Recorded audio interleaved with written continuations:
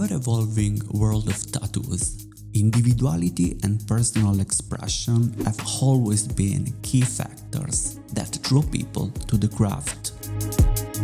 Each artist's work is deeply personal, and tattoos are a form of art that directly connects the creator and the wearer. But in recent years, the rise of tattoo franchising has begun to shift this narrative, bringing the concept of mass production and corporate expansion into a domain traditionally ruled by creativity and individuality. Cleopatra Ink, an international tattoo franchise, is a prime example of this phenomenon. Cleopatra Ink, the rise of the only and worst tattoo franchising conquering the world.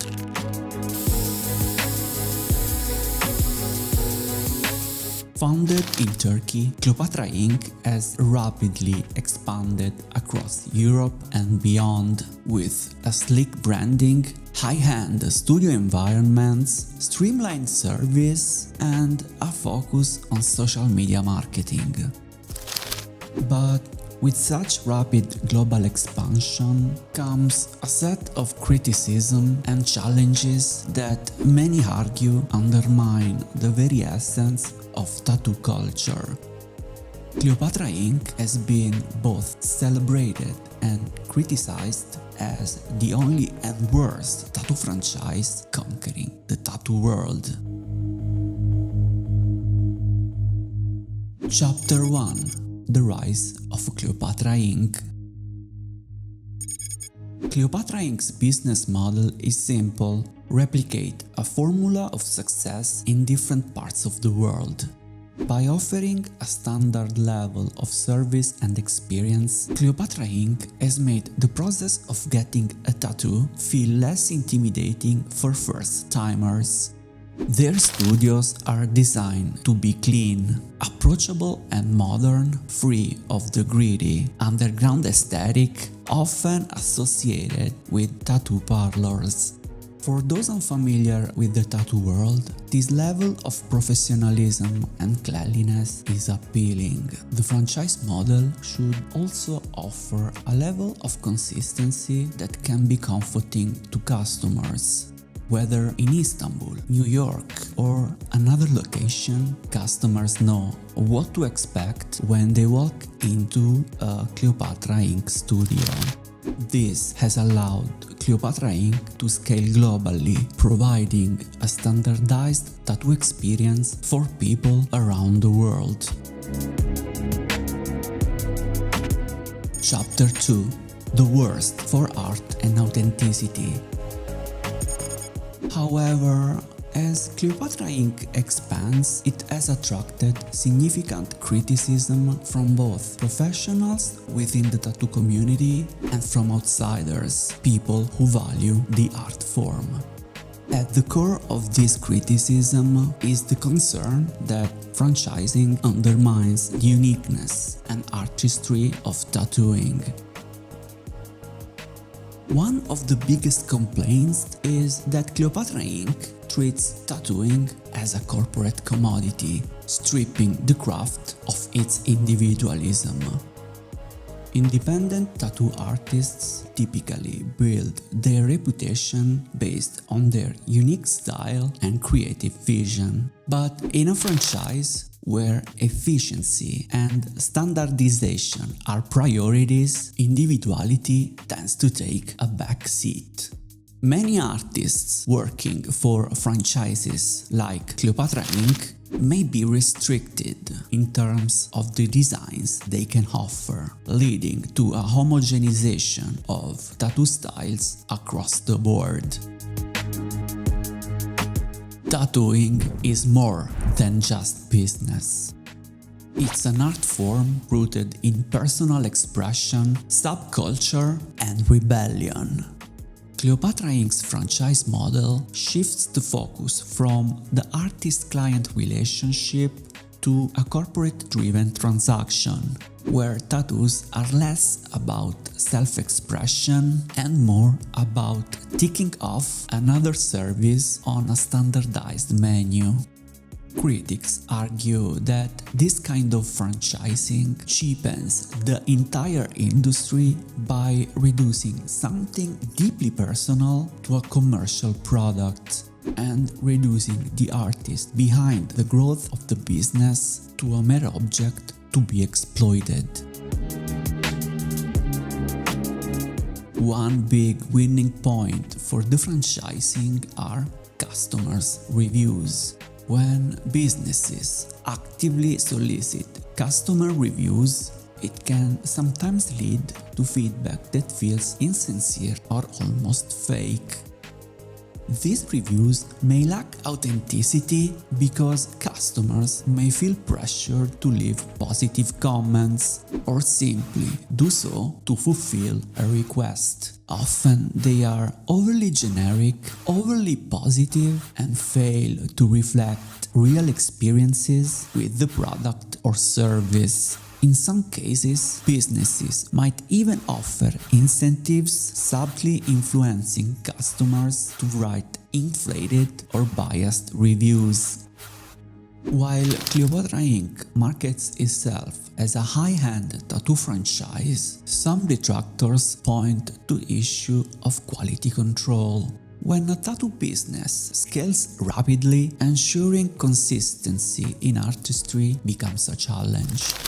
Not all artists employed under the franchise may meet the same standards, leading to varying quality from studio to studio. This lack of consistency has led to some labeling Cleopatra Ink as the worst in terms of maintaining the integrity of the art form, not only from artists who have worked for the franchise, but also from unsatisfied customers.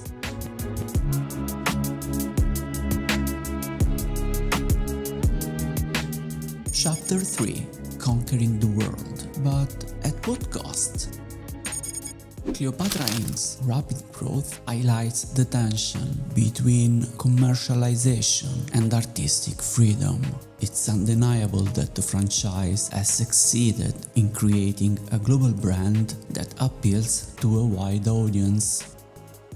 But at what cost? In many ways, Cleopatra Ink represents the broader forces of commercialization that are transforming not just the tattoo industry, but all forms of art. As tattoo becomes more mainstream, they are no longer the domain of underground artists or niche subcultures. Instead, tattoos are increasingly seen as another form of consumer good, to be bought and sold like any other service. For those who value tattooing as a form of self-expression and artistry, this trend is deeply troubling. Tattoos, which once carried deep cultural and personal significance, risk becoming just another customer product devoid of deeper meaning. Furthermore, franchise businesses like Cleopatra Ink can exploit employees in several ways, often due to the power imbalance between the franchise owners and their workers, sketchy employment contracts, and a weird way of managing the appointments. According to artists who have worked for them, Cleopatra Ink works like this. When the customers enter the shop, they should be welcomed by the owner of the studio and talk with the designer about the tattoo. The designer is not a tattoo artist, but its job is to create tattoo designs of various tattoo styles. Once the design is finished, the designer assigns the job to the right tattoo artist. The artists are often divided by their own style, like realism or fine line. The designer and the owner, therefore, manage the bookings of the artists who should be present in the studio 20 minutes before the appointment. The tattoo artist has to ensure that everything is ready and clean for the appointment, is not allowed to get involved with the customer, and cannot work or even change the design of the tattoo, which is really wild. The designer is employed by the owner of the studio. The artists are employed directly by Cleopatra headquarters, and they are mainly found through social media advertising. Also, any kind of anti-advertisement on social media by the employee about the studio and the company is strictly forbidden. Conclusions. Cleopatra Ink's success as the only major global tattoo franchise is a double-edged sword. On one hand, it has made tattoos more accessible to a broader audience. On the other hand, its corporate, standardized approach undermines the core values of individuality, artistic freedom, and personal expression that have always defined tattoo culture. As Cleopatra Ink continues to conquer new markets, the debate over the commercialization of tattoos will only intensify. Whether it will lead to the dilution of the craft or simply evolve into a new, more mainstream iteration of tattooing remains to be seen. For now, Cleopatra Ink stands as both a symbol of success and a cautionary tale about the risk of commodifying a deeply personal art form.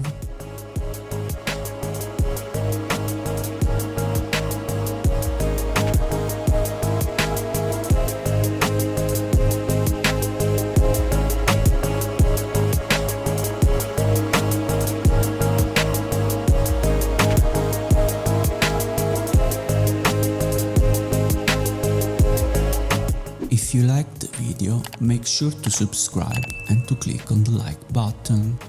I'll see you next time. Bye.